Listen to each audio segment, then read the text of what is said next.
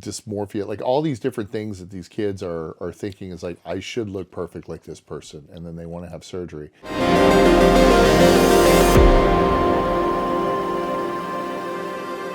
I feel like TikTok is worse than Instagram. I think they're probably going to get to all of them depending on what happens with this Instagram. particular case. So yeah. So the I think TikTok is absolutely.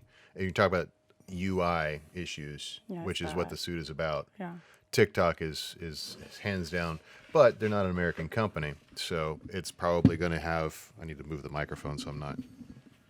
Do a little pre-production in the middle of the show is always great. So they're not an American company, so it's not easy for them to have their neck choked by the U.S. Attorneys General. But it's going to get more complicated than that because really the European regulators and the world regulators, the Europeans take this a lot more serious than we do. Usually a lot of our legislation when it comes to media online and social media starts off over, we kind of base it on the European model and we're less stringent. And then, so that's why this is kind of really interesting is that like it's being done here. If we have a strong enough case, then they definitely have a strong enough case in Europe. Oh, that's a Yeah, good but the point. question is, do they have a strong enough case, right? So the science on this is pretty weak, and the case that they're trying to make is something akin to what when the states sued tobacco companies for lying about how addictive their products were, or when the state sued the manufacturers of basically opioid-based medicines about how addictive that stuff was, and so. Sociology studies are a little bit more fuzzy, it's not like other types of medical studies where it's very concrete. And I mean, if we're being honest, do we really think that the childhood mental illness epidemic should be laid at the feet of Meta?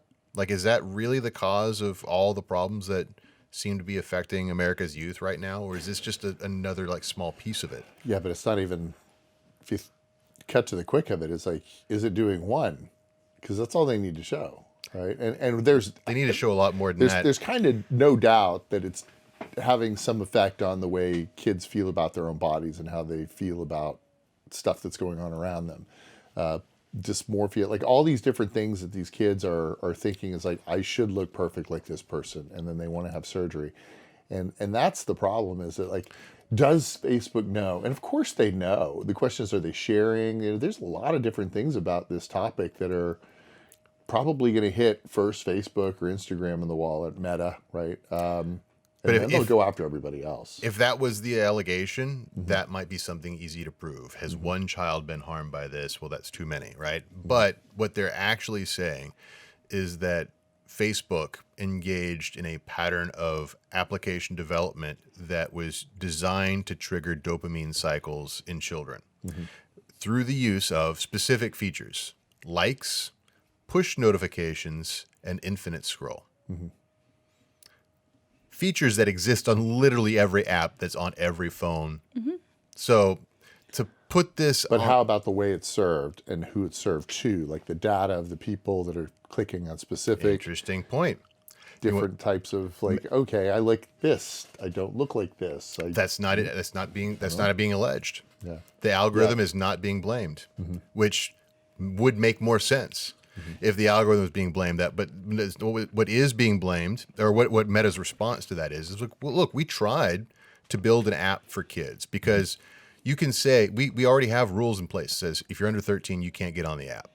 And so at one point we said, okay, well, kids are trying to get on the app. Kids are on the app, not just trying. They are on the app. So we got to do something. Let's design a kids version of Instagram so that at least we can have a tailored child experience like what YouTube Kids has, right?